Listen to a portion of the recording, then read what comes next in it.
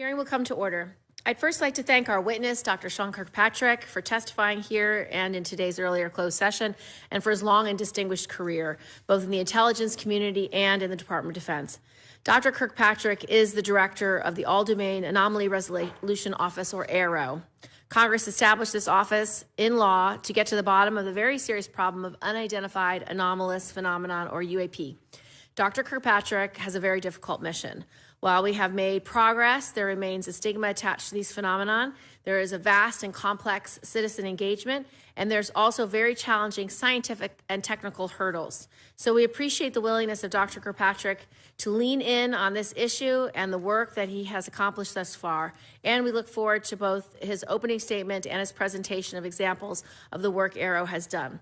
In late 2017, media reports surfaced about activities set in motion by the late long-serving Majority Leader Senator Harry Reid more than a decade ago. We learned that there was strong evidence of advanced technology reflected in the features and performance characteristics of many objects observed by our highly trained service members operating top-of-the-line military equipment. We learned that for the past 8 years, military pilots frequently encountered unknown objects in controlled airspace off both the east and west coast across the continental United States in test and training areas and ranges. We don't know where they come from, who made them, or how they operate. As former Deputy Secretary of Defense David Norquist observed, had any of these objects had the label "Made in China," there would be an uproar in the government and media. There would be no stone unturned and no effort spared to find out what we were dealing with. We can look at the recent incursion of the unidentified PRC high-altitude balloon as an example.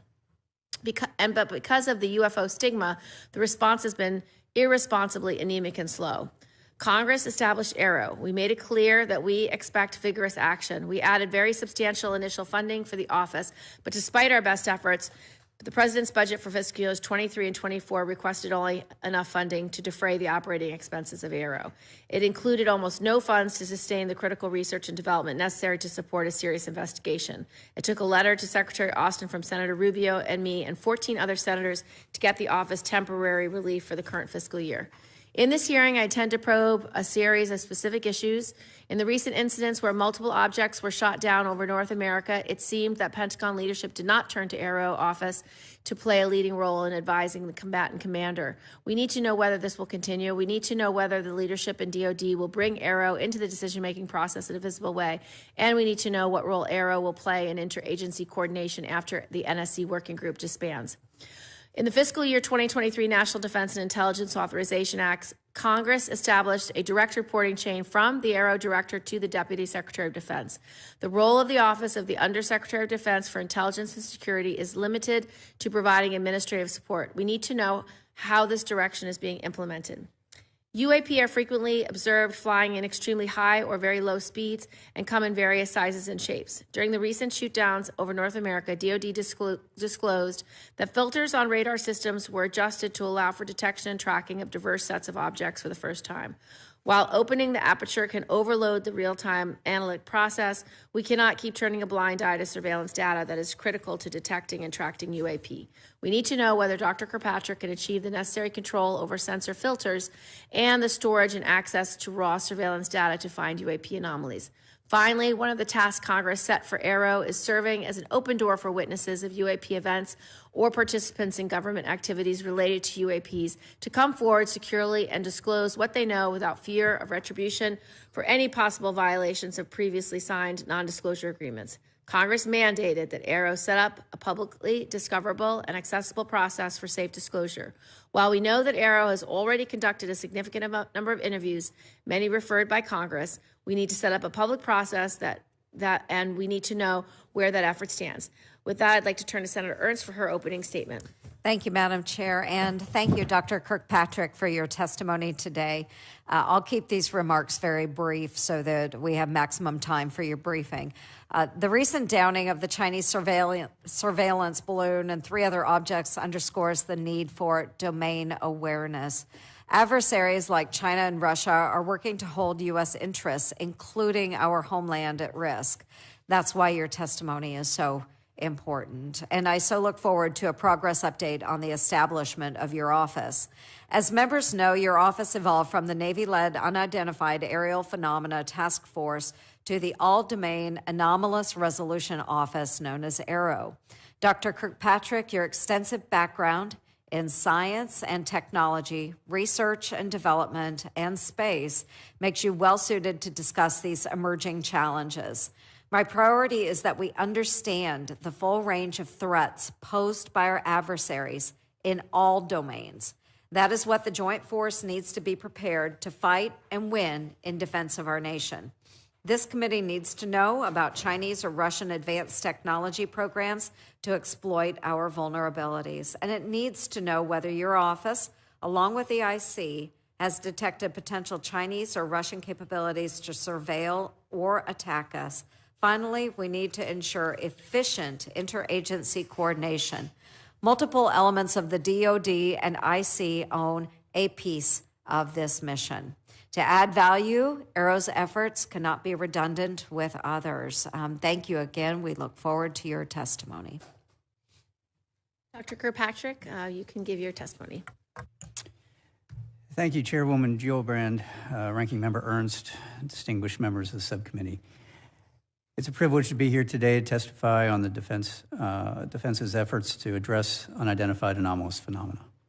First, I want to thank Congress for its extensive and continued partnership as the department works to better understand and respond to UAP in an effort to minimize technical and intelligence surprise. Unidentified objects in any domain pose potential risks to safety and security, particularly from military personnel and capabilities. Congress and DoD agree that UAP cannot remain unexamined or unaddressed. We are grateful for sustained congressional engagement on this issue, which paved the way for the DoD's establishment of the All-Domain Anomaly Resolution Office in July of last year. Though AARO is still a young office, the spotlight on UAP in recent months underscores the importance of its work and the need for UAP to be taken seriously as a matter of national security.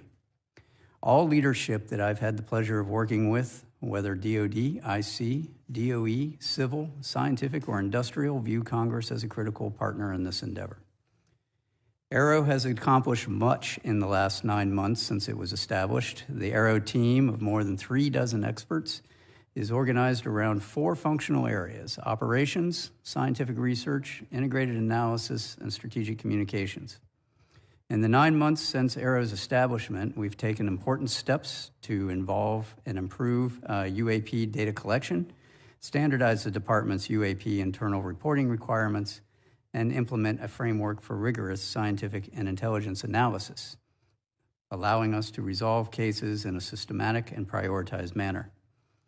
Meanwhile, consistent with legislative direction, AARO is also carefully reviewing and researching the U.S. government's UAP-related historical record. AARO is leading a focused effort to better characterize, understand, and attribute UAP, with priority given to UAP reports by DoD and IC personnel in or near areas of national security importance. DoD fully appreciates the eagerness from many quarters, especially here in Congress and in the American public, to quickly resolve every UAP encountered across the globe, from the distant past through today. It's important to note, however, AARO is the culmination of decades of DoD, intelligence community, and congressionally directed efforts to successfully resolve UAP encountered first and foremost by U.S. military personnel, specifically Navy and Air Force pilots. The law establishing AARO is ambitious, and it will take time to realize the full mission. We cannot answer decades of questions about UAP all at once, but we must begin somewhere. While I assure you that AARO will follow scientific evidence wherever it leads, I ask for your patience as DoD first prioritizes the safety and security of our military personnel and installations in all domains. After all, a UAP encountered first by highly capable DoD and IC platforms, featuring the nation's most advanced sensors, are those UAP most likely to be resolved by my office, assuming the data can be collected. If AARO succeeds in first improving the ability of military personnel to quickly and confidently resolve UAP they encounter, I believe that in time we will have greatly advanced the capability of the entire United States government, including its civilian agencies, to resolve UAP.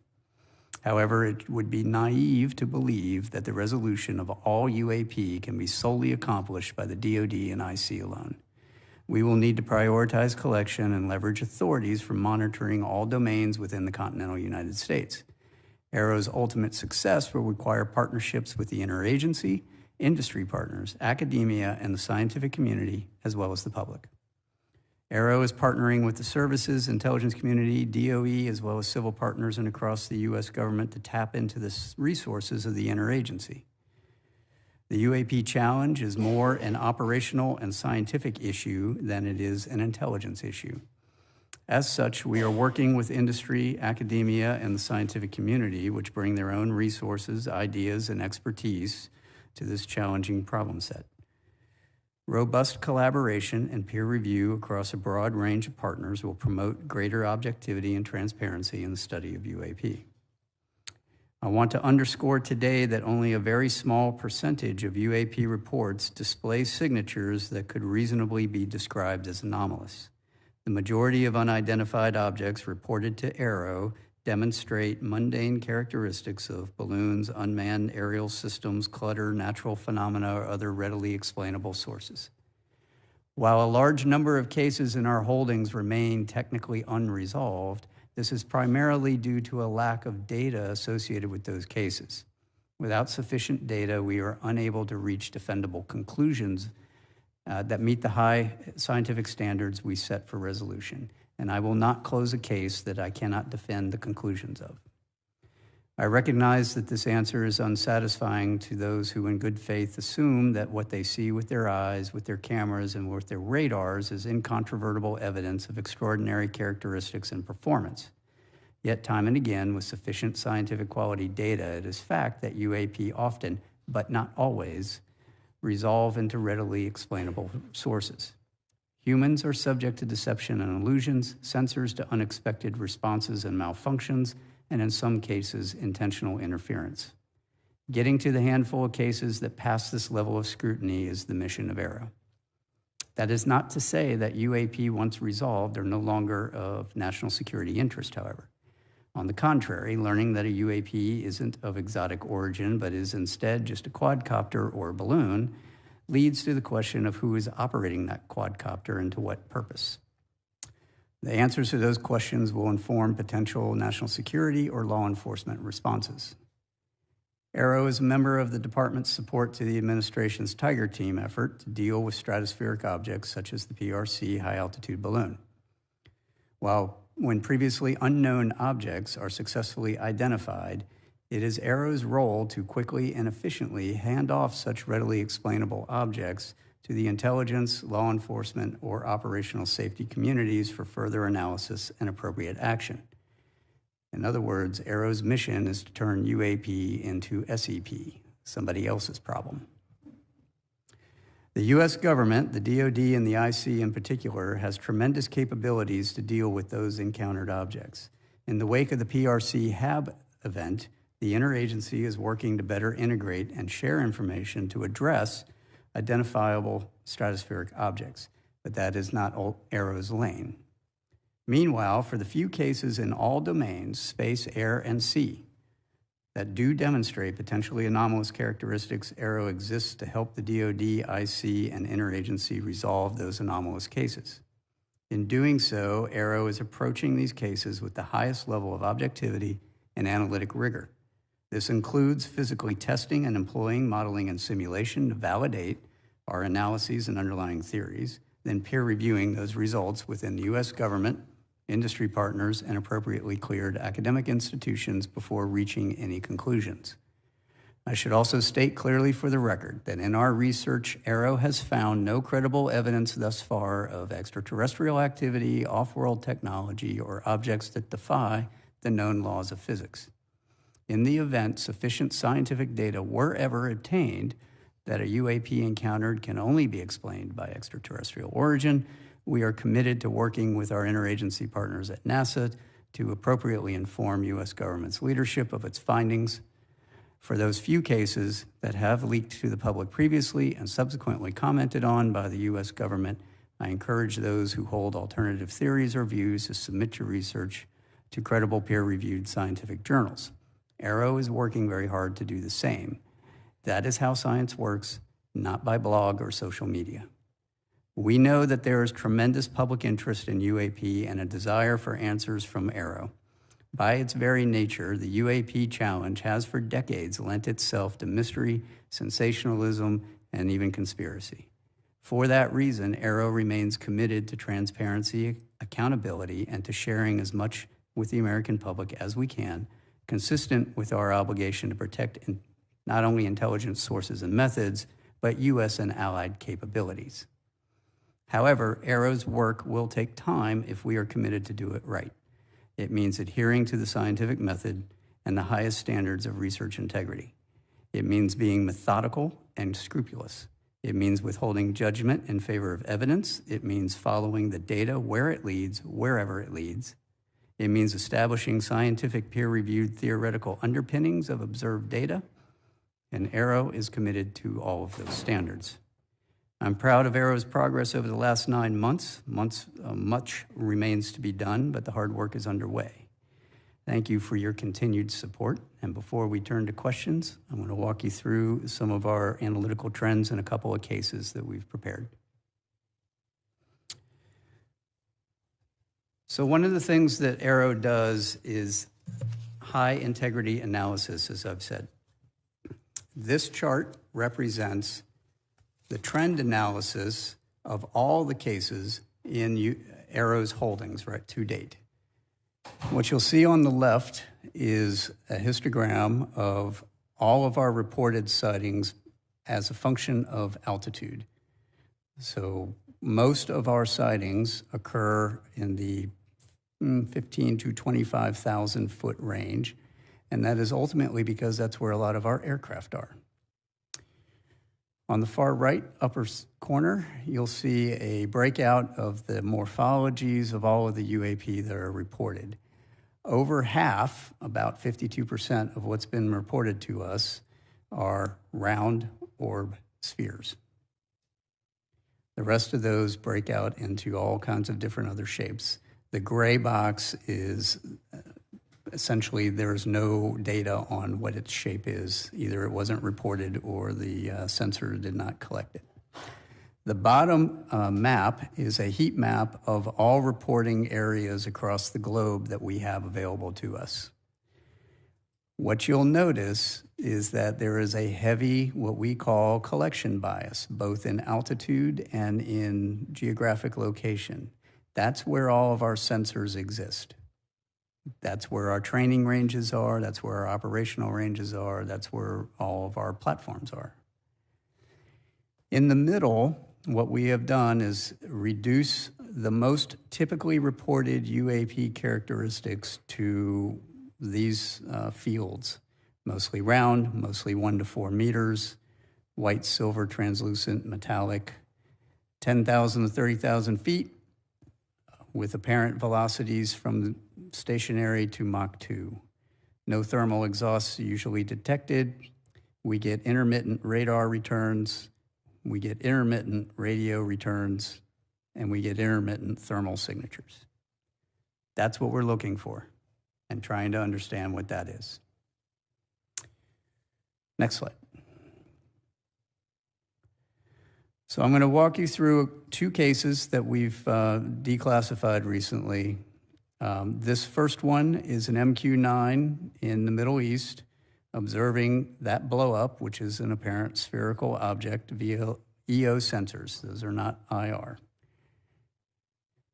If you want to go ahead and click that and play it, you'll see it come through the top of the screen. There it goes, and then the camera will slew to follow it. You'll see it pop in and out of the field of view there. This is essentially all of the data we have associated with this event from some years ago. It is going to be virtually impossible to fully identify that just based off of that video. Now, what we can do and what we are doing is keeping that as part of that group of 52% to see what are the similarities, what are the trends across all of these, do we see these in a particular distribution, do they all behave the same or not? As we get more data, we will be able to go back and look at these in a fuller context. How are we going to get more data? We are working with the Joint Staff to issue guidance to all the services and commands that will then establish what are the reporting requirements, the timeliness, and all of the data that is required to be delivered to us and retained from all of the associated sensors. That historically hasn't been the case, and it's been happenstance that data has been collected. Next slide. This particular event, South Asia MQ-9, looking at another MQ-9, and what's highlighted there in that red circle is an object that flies through the screen. Unlike the previous one, this one actually shows some really interesting things that everyone thought was truly anomalous to start with. First of all, it's a high-speed object that's flying in the field of regard of two MQ-9s. Second, it appears to have this trail behind it, all right, which at first blush you would think that looks like a propulsion trail.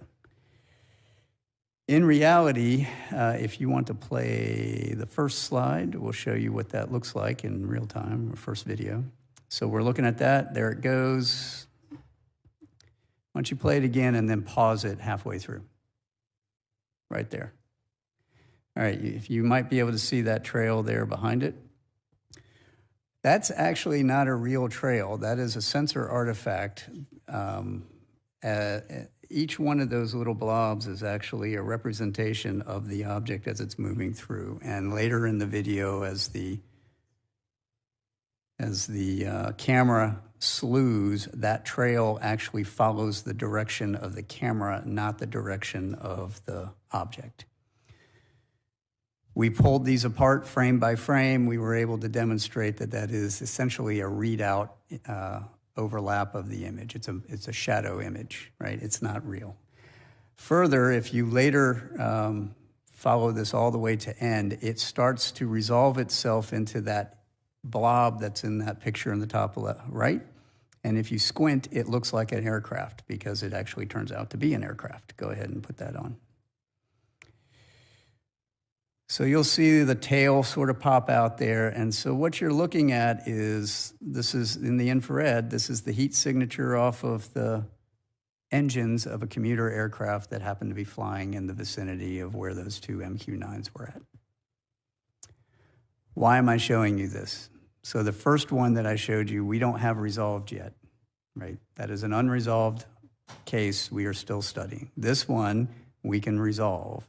But this is the kind of data that we have to work with and the type of analysis that we have to do, which can be quite extensive when you have to pull these apart frame by frame.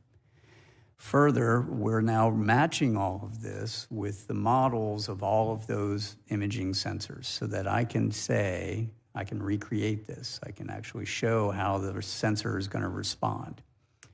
All of these sensors don't necessarily respond the way you think they do, especially out in the world and in the field. And I believe that's all I have, and I will open it up for your questions. Thank you so much, Dr. Kirkpatrick. Can you just give us some raw numbers of how many UAPs you've analyzed, how many have been resolved, and sort of in what buckets, and then how many are still left to be resolved? Just an update from your January public report where it was 366 or something, and about 150 were balloons and about 24 were drones. You know, just give us an update if you have one. Sure. So as of this week, we are tracking over a total of 650 cases. Now, the report in January basically said about half of the ones at that time, about 150, were likely balloon-like or something like that. Mm-hmm. That doesn't mean they're resolved. Oh, I see. Okay, so what? Let me walk everyone through what our analytic process looks like. We have essentially a 5-step process, right? So we get our cases in with all the data. We create a case for that event. My team does a preliminary scrub of all of those cases as they come in, just to sort out, do we have any information that says this is in one of those likely categories? It's likely a balloon, it's likely a bird, it's likely some other object, or we don't know. Then we prioritize those based off of where they are. Are they attached to a national security area? Does it show some anomalous phenomenology that is of interest? If it's just a spherical thing that's floating around with the wind and it has no payload on it, that's going to be less important than something that has a payload on it, which will be less important than something that's maneuvering, right? So there's sort of a hierarchy of just binning the priorities because we can't do all of them at once. Once we do that and we prioritize them, when we take that package of data in that case, and I have set up two teams, think of this as a red team, blue team, or a competitive analysis. I have an intelligence community team made up of intelligence analysts, and I have an S&T team made up of scientists and engineers and the people that actually build a lot of these sensors, or physicists, because if you're a physicist, you can do anything, right? But they're not associated with the intel community. They're not intel officers. So they look at this through the lens of the sensor, of what the data says. We give that package to both teams. The intelligence community is going to look at it through the lens of the intelligence record and what they assess, and their intel tradecraft, which they have very specific rules and regulations on how they do that. Scientific community, technical community is going to look at it through the lens of what is the data telling me? What is the sensor doing? What would I expect a sensor response to be? And back that out. Those two groups give us their answers. We then adjudicate. If they agree, then I am more likely to close that case if they agree on what it is. If they disagree, we will have an adjudication. We'll bring them together. We'll take a look at the differences. We'll adjudicate why do you say one thing and you say another. We will then come to a case recommendation. That'll get written up by my team. That then goes to a senior technical advisory group, which is outside of all of those people, made up of senior technical folks and intel analysts and operators from retired out of the community. And they essentially peer review what that case recommendation is. They write their recommendations. That comes back to me. I review it. We make a determination, and I'll sign off one way or the other. And then that will go out as the case determination. Once we have an approved web portal to hang the unclassified stuff, we will downgrade and declassify things and put it out there. In the meantime, we're putting a lot of these on our classified web portal, where we can then collaborate with the rest of the community so they can see what's going on. That's, in a nutshell, that is the process, right? So because of that, that takes time. So of those over 650, we've prioritized about half of them to be of anomalous, interesting value. And now we have to go through those and go, how much do I have actual data for? Because if all I have is a operator report that says I saw X, Y, or Z, my assessment is A, B, or C, that's not really sufficient. That's a good place to start, but I have to have data. I have to have radar data, I have to have EO data, I have to have thermal data, I have to have overhead data, and we need to look at all that. Now, from a big picture perspective, I still have, that's all still very valuable data, and we're looking at applying a lot of things, new tools, analytic tools like natural language processing. So I can go across all of those reports and look for commonalities. How many of them are being described as round spherical objects that are maneuvering? How many of them are not maneuvering? How many of them seem to have a plume to it or note? That's also going to be very valuable to give us more of a global picture and a trends analysis of what are we seeing, right? And help us get to the determination. So go back to your question, ma'am. We have This next quarterly report will be coming out here pretty soon. Our next annual report, you all have given us, moved it up to June, July. We're going to be having that done about that time frame, and we'll be combining a whole number of reports into that one. I think we're currently sitting at around, if I remember correctly, we're around 20 to 30-ish are about halfway through that analytic process. A handful of them have made it all the way out to the other side, gone through peer review. We've got case closure reports done and signed. We're going to get faster as we get more people on board and we get more of the community tools to automate some of the analysis that has to be done. Yeah, thank you, Madam Chair. And Dr. Kirkpatrick, the ODNI annual threat assessment states that China's space activities are designed to erode U.S. influence across military, technological, economic, and diplomatic spheres. Likewise, Russia will remain a key space competitor. In the course of your work, have you become aware of any Chinese or Russia technical advancements to surveil or attack U.S. interests? So that's a great question. Part of what we have to do as we go through these, especially the ones that show signatures of advanced technical capabilities, is determine if there's a foreign nexus. Mm-hmm. That's really hard if what we observe doesn't have a Chinese or Russian flag on the side of it. Now, I think it is prudent to say of the cases that are showing some sort of advanced technical signature, of which we're talking single percentages of the entire population of cases we have. I am concerned about what that nexus is, and I have indicators that some are related to foreign capabilities. We have to investigate that with our IC partners, and as we get evidence to support that, that gets then handed off to the appropriate IC agency to investigate. Again, it becomes an SEP at that point. Yeah, somebody else's problem. Right. Very good. Thank you. Yes. Is it possible that the Chinese or Russian advanced technologies could be causing some of these anomalous behaviors? And you said there seems to be some indicators.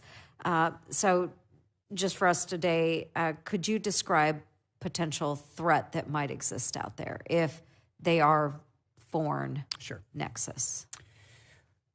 In order to do this research appropriately, we have to also be cognizant of what is the state of the art in development across the S&T community. What are the DARPAs of the world doing?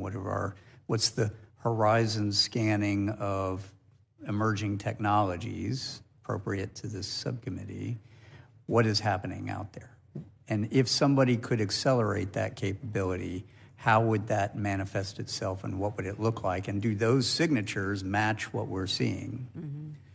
Mm-hmm. There are emerging capabilities out there that in many instances, Russia and China, well, China in particular, are on par or ahead of us in some areas.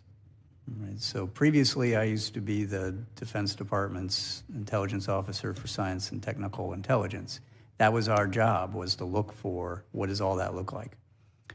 And then, my last several years, of course, in Space Command doing space. The adversary is not waiting. They are advancing, and they're advancing quickly. If I were to put on some of my old hats, I would tell you they are less risk averse at technical advancement than we are. Right? They are just willing to try things and see if it works. Are there capabilities that could be employed against us in both an ISR and a weapons fashion? Absolutely. Do I have evidence that they're doing it in these cases?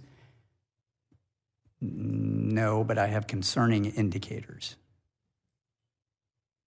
Thank you. I appreciate that. And that is why it's so important that you are working with the intelligence community as well, because you have the science, the data background, but you also need to know from various sources what adversaries may be working on. Is that correct? Okay. Thank you. Thank you very much. Thank you, Madam Chair. Senator Rhodes. Well, thank you, Chair Gillibrand, Ranking Member Ernst. This is a really important hearing.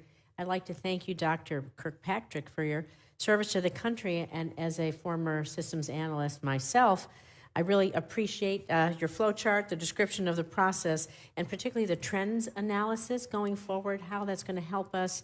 And you talked about language, the large LLMs, the large language models, artificial intelligence. That's really going to help us in the hunt forward. Predictive analysis, I think, to some of your point, what we're worried about. But I want to focus on Nevada because I want to talk about the impact of UAPs on aviation safety. So when it comes to unidentified aerial phenomena, one of my first concerns is really about the safety of Nevada's military aviator. So we have airmen stationed at Nellis Air Force Base, naval aviators flying at Naval Air Station Fallon, and service members from across the world training at the Nevada Test and Training Range. I know you know all this. And unfortunately, the existence of advanced UAPs in the U.S. airspace and over U.S. military installations, not a new phenomenon. The Navy's officially acknowledged that between 2004 and 2021, 11 near misses occurred involving UAPs that required pilot action and follow-up reports.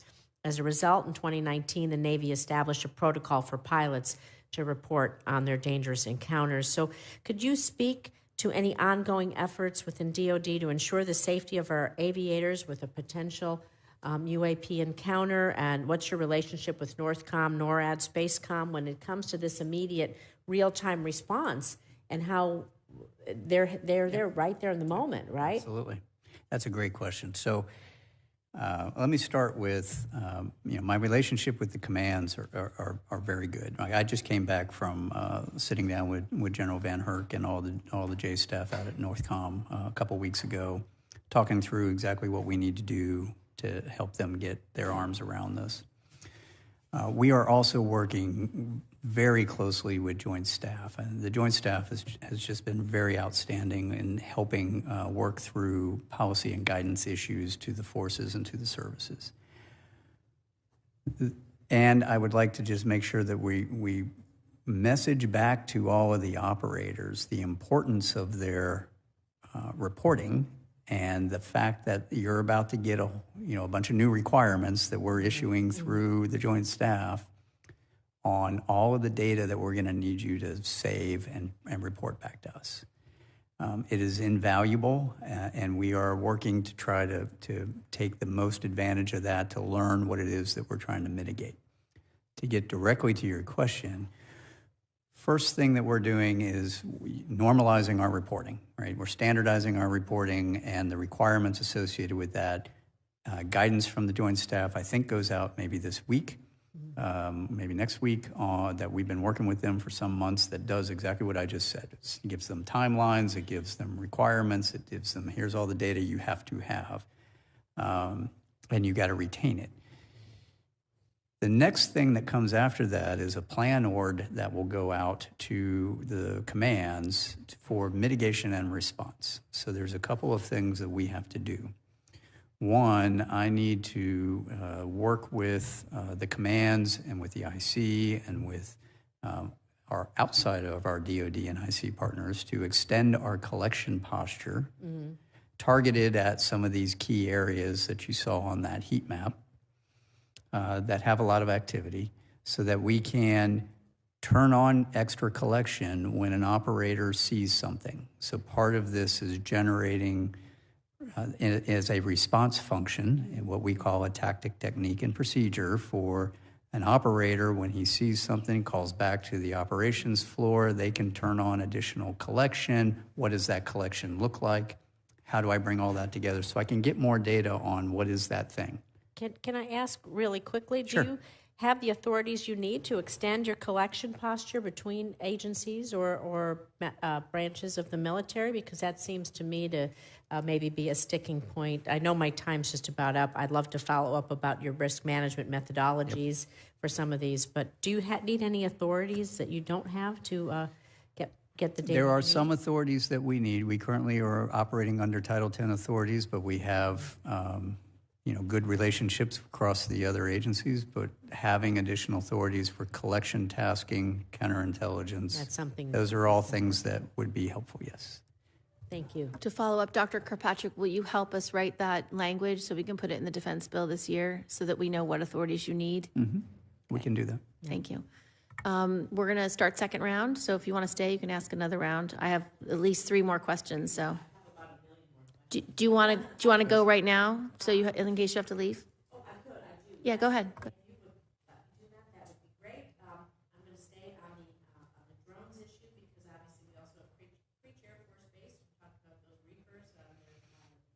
But last February, the Chinese spy balloon, it did cross through the U.S. airspace, shot down by a Sidewinder missile fired from an F-22.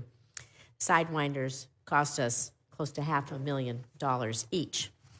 So, given the cost of these missiles, the cost per flight, all of these other things, like I said, follow up on the authorities, your methodologies, the data collection, they can help us in other ways. But how do you think we can develop a sustainable, affordable response to UAPs where we need to, that will definitely violate our airspace, definitely violate our airspace every chance that they can get because they're our adversaries. They want this information.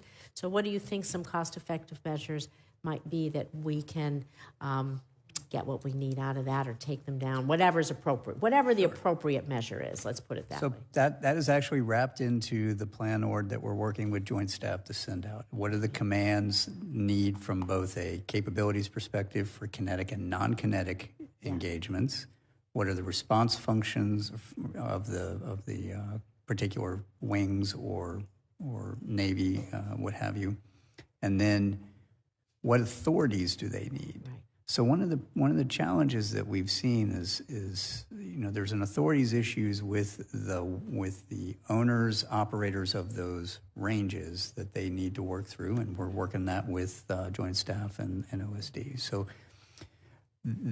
big picture, we need to do all that. If you want to get down to the specifics there are non-kinetic options to engage pretty much everything, right?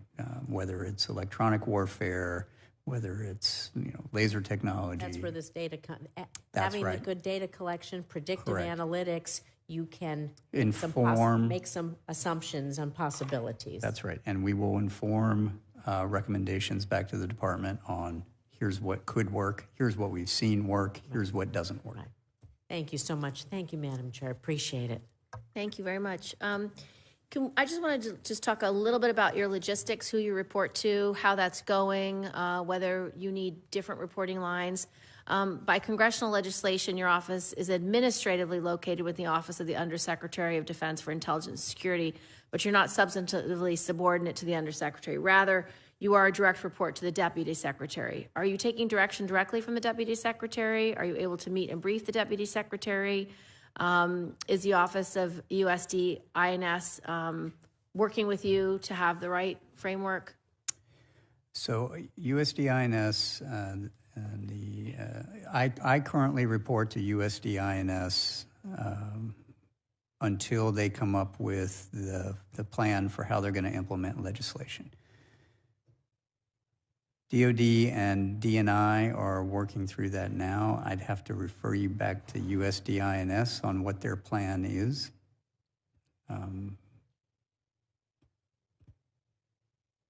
Do I need to update your reporting structure in the next defense bill, or is this something that you think will work its way out, or does it need further clarity? I think they're planning on coming back to you with an answer on what that plan is, and I think at that time that will inform what you want to do. Okay, thank you. As you know, Dr. Kirkpatrick, Congress has mandated that your office establish a discoverable and accessible electronic method for potential witnesses of UAP incidents and potential participants in government UAP-related activities to contact your office and tell their stories. Congress also set up a process whereby people subject to non-disclosure agreements, preventing them from disclosing what they may have witnessed or participated in, could tell you what they know without risk of retribution from or violation of their NDAs. Have you submitted a public-facing website product for approval to your superiors, and how long has it been under review? I have. We submitted the first version of that before Christmas.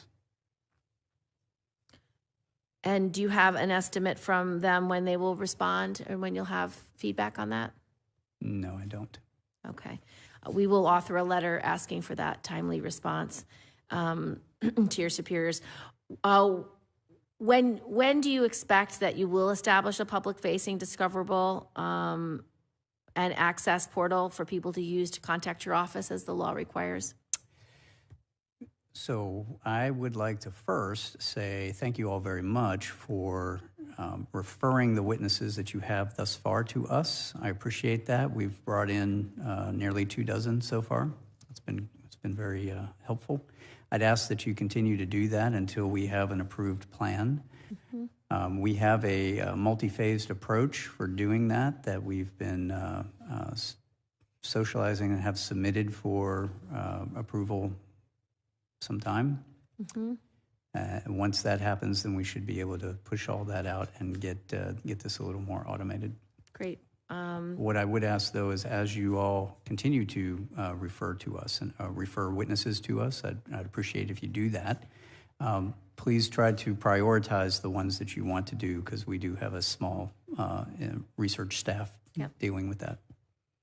Thank you. And then do you have any plans for public engagement that you want to share now that you think it's important that the public knows what the plan is? So we have a number of public engagement recommendations according to our strategic plan. All of those have been submitted for approval. They have to be approved by USDINS. We are waiting for approval to go do that. Okay, I will follow up on that. And then my last question is about the integration of departments' UAP operations, research analysis, and strategic communications. During the recent UAP incidents over North America, it didn't appear that you were allowed to play that role. Do you agree that the public perception is generally that you and your office did not appear to play a major role in the department's response to the detection of objects over North America? What can you tell us that's going on behind the scenes from your perspective? And in the after-action assessment process, is there awareness that there is a need to operate differently in the future and a commitment to doing so? When the objects were first detected, I got called by Joint Staff Leadership to come in late one night to review events as they were unfolding and to give them an assessment based on what we knew at that time. I did that, worked with the Director of Joint Staff, the J2 and the J3 that night and over the couple of following days on what are the types of things that we are tracking from an unidentified object perspective, what databases do we use, those sorts of things for known objects, known tracking. Beyond that, the response, I would have to refer you back to the White House for the decision on how they did the response. We did not play a role in what you would respond, other than that initial, advice on what we are seeing and how we are seeing it. Thank you, Madam Chair. Dr. Kirkpatrick, I know that your office has gotten a lot of attention recently, and of course, any new agency, there tends to be a push to increase size and funding. We want to make sure that you're able to meet your goals, but what I also need to ensure is that we're not duplicating or replicating existing functions and creating redundancy within DoD. and the interagency. So what steps are you taking right now to make sure that your particular office and function is unique to any of the other agencies that might be involved in these types of cases? Yeah, that's a great question. So I would like to lay down, here's what am I, sort of my mission and my goal and my vision here. So the vision is at some point in the future, you should not need an AARO. If I'm successful in what I'm doing, we should be able to normalize everything that we're doing into existing processes, functions, agencies, and organizations, and make that part of their mission and their role. Right now, the niche that we form is really going after the unknowns. I think you articulated it early on, this is a hunt mission for what might somebody be doing in our backyard that we don't know about. All right, well, that is what we are doing.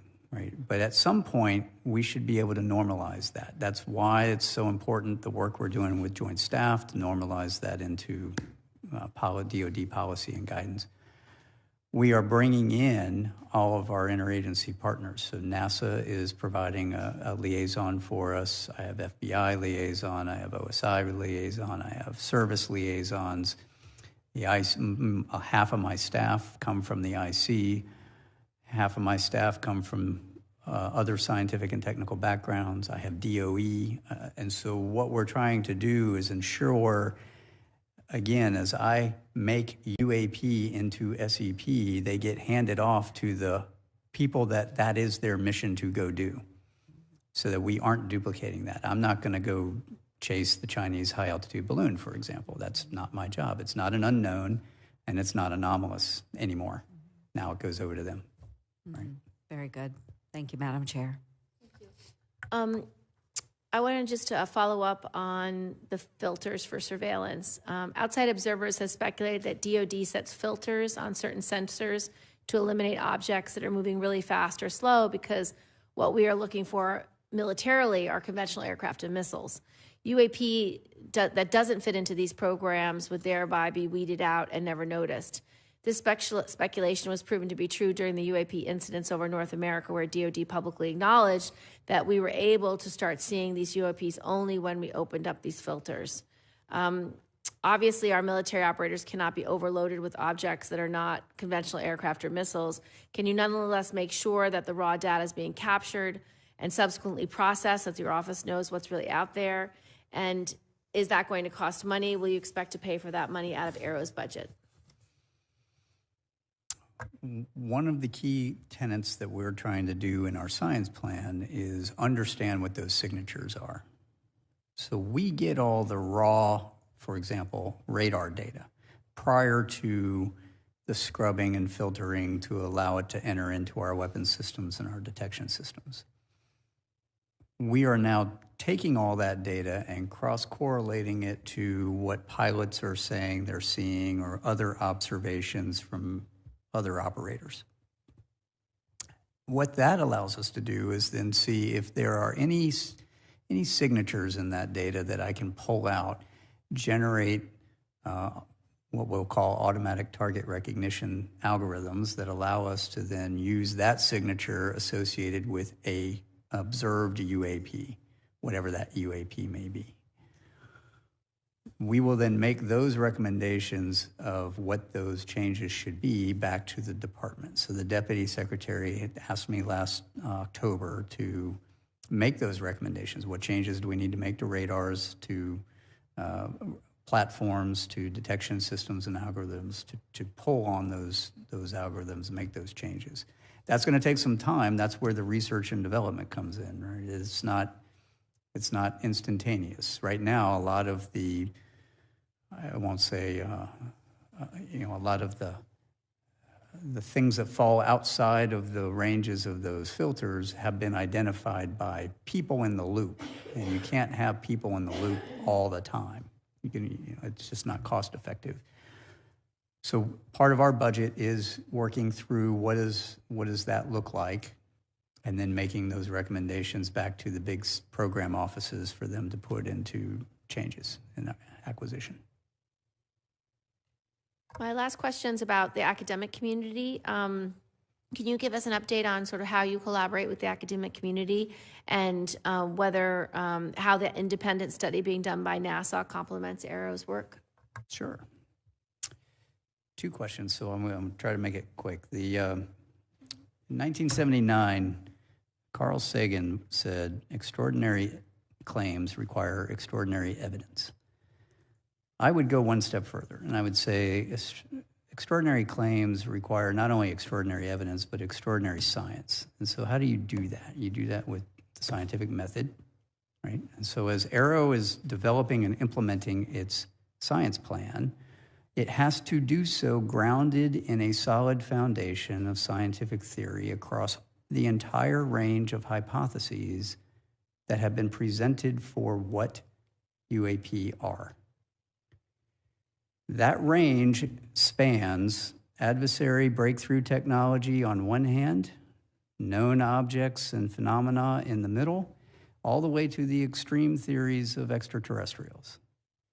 All of that has physics-based signatures associated with it, whether it's theoretical from the academic community, known from things like hypersonic weapons, or adversary breakthrough technologies, as we've talked about before, or the known objects that we have to go measure.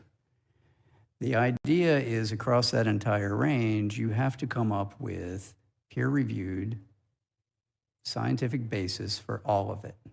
The academic community plays a very big role on the one end of the spectrum, the intelligence community on the other end of the spectrum, and then measurement in the middle.